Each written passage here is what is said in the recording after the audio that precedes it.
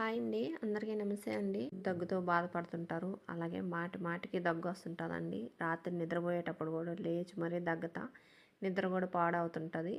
అలాగే గొంతులంతా నసపడుతుంటుంది, గొంతంతా నొప్పి పుడుతుంటుంది.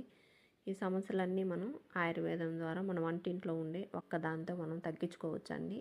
మనం కూరల్లో వాడుకునే మిరియాలు, అలాగే చూడండి మంచి పాత బెల్లం తీసుకోండి. ఇలాగా బాగా నలగొట్టి పొడి చేసుకొని ఇలా గిన్నెలో తీసుకున్నానండి.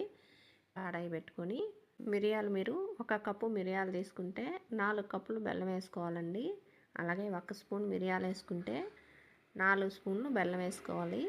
మిరియాలు 1 వంతు అయితే 4 వంతులు బెల్లం ఉండాలండి.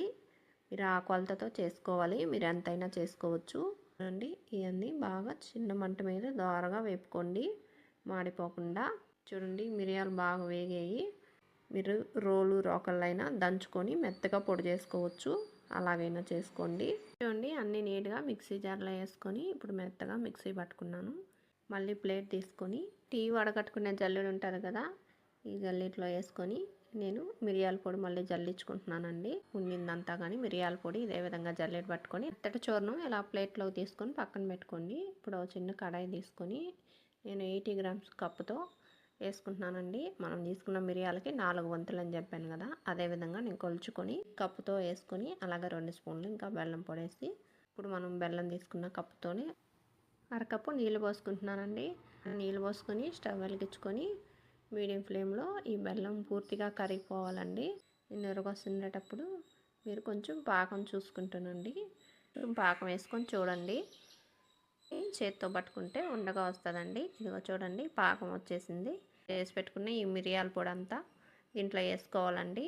సిమ్లో పెట్టుకో ఉండాలండి స్టవ్. ఇలా చేసేటప్పుడు పాకం వచ్చాక మాత్రం ఇప్పుడు ఇదంతా బాగా కలిపేసి వెంటనే స్టవ్ ఆఫ్ చేసేయండి. ఇలా బాగా కలిపేసి వెంటనే స్టవ్ ఆఫ్ చేసేసాను.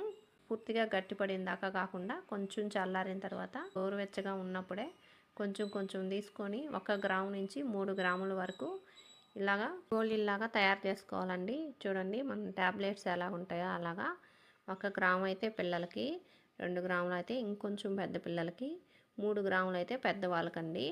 మనం ఈ విధంగా మనం వాళ్ళ వయసుని బట్టి ఇవి తయారు చేసుకోవాలి.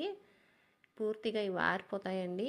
బాగా అసలు నిమ్మేం లేకుండా ఆరిపోయేదాకా ఆరబెట్టుకొని మీరు ఏదైనా ఒక జార్లో పెట్టుకోవచ్చు, ఒక డబ్బాలో అయినా తీసి పెట్టుకోండి. ఎక్కువగా బాధపడుతుంటే 3 పూటలు వేసుకోవచ్చు.